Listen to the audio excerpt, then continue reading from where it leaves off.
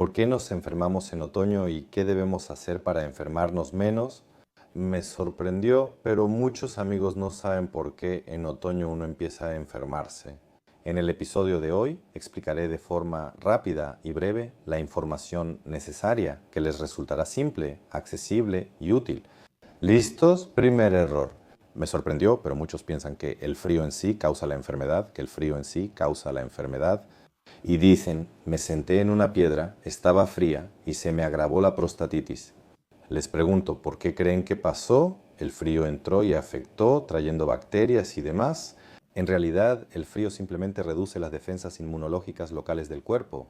Por ejemplo, si ya tienes una bacteria y hablamos de prostatitis, la bacteria ya está en la próstata, el enfriamiento local puede reducir el estado inmunológico del cuerpo, pero congelar la próstata sí, o congelarla ahí, eso es imposible. Simplemente se deteriora la circulación sanguínea y localmente disminuye la inmunidad. Analicémoslo con el ejemplo de un resfriado.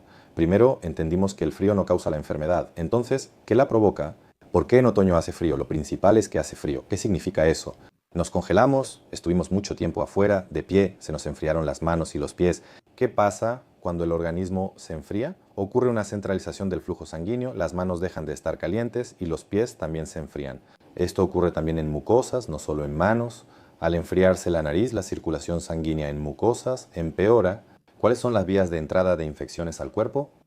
Correcto, la mayoría de las veces es la nariz. Y en la nariz, como si fuera verano, el organismo trabajando activamente, la mucosa, buena circulación sanguínea, ahí es donde entra el virus. Las células inmunitarias llegan rápido, son numerosas, actúan activamente y vencen a los virus. Aquí, desafortunadamente, este mecanismo funciona peor. Por eso no debemos exponernos al frío. El primer consejo para no enfermarse es evitar la exposición excesiva al frío. El segundo punto son las condiciones laborales y de vida. En verano las ventanas están abiertas, en verano estamos en la oficina o en el trabajo, todo está funcionando para ventilar y la cantidad de bacterias en el aire. ¿Y cómo se transmite todo esto? Correcto, por el aire. Recuerden el método de transmisión por gotitas desde la escuela, por sí solos. No tienen alas ni se mueven solos, solo viajan en gotitas de agua, humedad o vapor en el aire.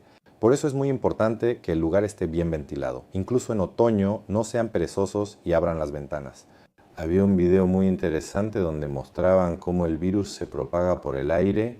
Cuando alguien estornuda, surge una nube gigante que permanece mucho tiempo en el aire. Era sobre el COVID, un video muy popular. Ventila el lugar para reducir la concentración del virus y evitar enfermarte, ya que esto es lo que causa la infección. Lo primero es la disminución de las propiedades protectoras al entrar en tu organismo y la cantidad de virus que entra en tu cuerpo. Porque con una pequeña cantidad de virus puedes lidiar, pero una gran cantidad de virus ya te infecta. Incluso si tomamos infecciones de transmisión sexual, ¿por qué ciertos tipos, digamos, de sexo pueden llevar a que te enfermes o no te enfermes? Durante el sexo anal, la probabilidad de transmisión del virus de la inmunodeficiencia humana varía porque los receptores son diferentes y la cantidad de daño a la mucosa, es decir, las puertas de entrada, es mayor, más alta. Por eso es importante ventilar el lugar para enfermarse con menos frecuencia. Otro dato muy interesante del que por alguna razón nadie habla: todos piensan que el cuerpo en verano, otoño e invierno es igual, pero no es así. El asunto es que, especialmente aquí, cuando empieza a disminuir la luz del día, cambian los niveles hormonales en nuestro cuerpo. A veces también cambia el nivel de las hormonas tiroideas. Lo segundo es el cambio en el nivel de catecolaminas y glucocorticoides. En realidad, en el organismo cambian, y cambian de hecho hacia un aumento. Es una forma en que tu organismo se protege, en realidad. Es decir, esto aumenta la resistencia. Es decir, tu organismo, al entender que la situación y el clima han cambiado, se adapta a nivel hormonal y nosotros no pensamos en eso. Y de hecho, al contrario, te vas a enfermar con menos frecuencia. Por eso, si una persona viene de un lugar cálido y soleado y de repente llega a un lugar frío, es más probable que se enferme, porque su nivel de KTX aún no se ha adaptado y simplemente tienes una probabilidad mucho mayor de enfermarte. ¿Qué más sucede en otoño? En otoño cambian la alimentación y la actividad física, siendo la alimentación lo más importante. En verano consumíamos muchas verduras y frutas, había sol y más vitamina D, pero en otoño eso disminuye y aparece inmunodeficiencia por falta de vitaminas. Estas solo actúan en déficit, por eso, si faltan, tu inmunidad se afecta. Recuerden, ¿cómo ocurre la infección? ¿Cuál es el mecanismo? Y ahí es donde entra la respuesta inmunológica. Depende de la circulación sanguínea y de la cantidad y calidad de células inmunitarias, lo cual depende de posibles deficiencias en el organismo. ¿Qué vitaminas suelen causar problemas de inmunidad cuando hay deficiencia? Son la vitamina A, la vitamina C, la vitamina E, luego la vitamina D y las vitaminas del grupo B. Y, por supuesto, lo ideal es consumir alimentos ricos en estas vitaminas, pero si en tu región eso no es posible, entonces agrega suplementos vitamínicos. Y por eso nuestros padres y abuelos nos enseñaron a obtener vitaminas en otoño y en invierno con conservas, mermeladas y jaleas. Sí, de hecho, todo eso se hacía. Por eso, si tienen la oportunidad, consuman al menos frutas congeladas o tomen vitaminas precisamente en esas temporadas cuando las necesitan. Por eso, el consumo estacional de vitaminas es en otoño, normalmente, y en primavera. Otra razón por la que nos enfermamos es porque no hacemos nada para evitar enfermarnos. Y el organismo de una persona que se fortalece regularmente, que está acostumbrada al frío, que resiste mucho mejor estas hipotermias, esa centralización del flujo sanguíneo de la que empezamos a hablar, no se enfría tanto y tiene menos probabilidades de enfermarse. ¿A qué se debe esto? Adapta y fortalece su cuerpo, pero el fortalecimiento no es como meterse al agua en las heladas de la Epifanía una vez al año y creer que no se enfermará. 1 de cada 3 se enferma. Se recomienda usar baños fríos, duchas de contraste y frotarse con una toalla fría regularmente. Todo eso está en mi episodio. Además, grabé uno especial sobre este tema. Por eso, asegúrense de entrenar su cuerpo. Así su sistema endocrino también trabajará a su favor y la probabilidad de que se enfermen será menor.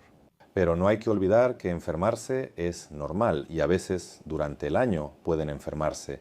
Y pueden seguir absolutamente todos mis consejos que les he dado y aún así se van a enfermar. No hay manera de evitarlo. Y para concluir, este punto es muy importante, la salud de su intestino. También, en realidad, la probabilidad de qué tan probable es que se enfermen depende de la salud de su microbiota.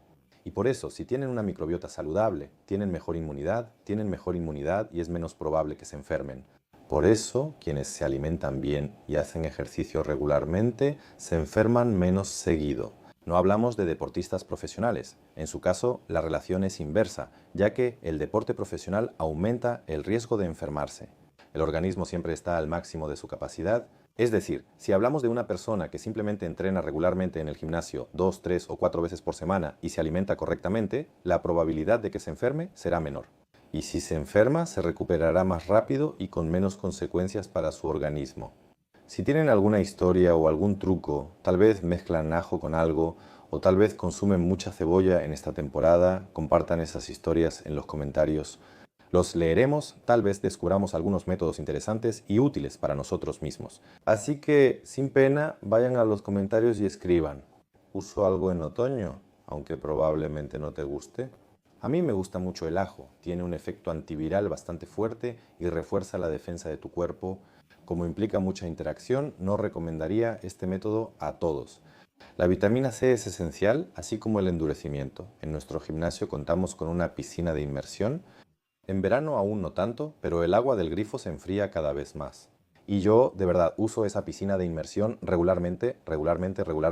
Me siento ahí, aumento el tiempo que paso y ahí lo llevo al máximo y el agua poco a poco se va poniendo cada vez más fría. Incluso en casa, si te das esos baños fríos, el agua siempre se va poniendo más y más fría. En invierno, de hecho, sale agua helada del grifo y eso te permite fortalecer tu cuerpo. Eso es muy importante. Ves a muchas estrellas, como Mark Wahlberg, que sigo y veo, tiene unos 50 años y luce excelente. Y él constantemente, incluso si está en un hotel, se fortalece, pide que le lleven esas tinas con hielo directamente al hotel, las llena y su día siempre comienza con un baño de hielo, un baño con hielo frío. El hombre tiene 50 años, luce increíble y es muy productivo, incluso publicó su horario. Él se levanta a las 3 de la mañana o a las 3:30, tiene un horario tan específico que a las 4:30 de la mañana ya está entrenando en el gimnasio. ¿Te imaginas? Creo que se duerme como a las 8 o 9 de la noche, es increíble.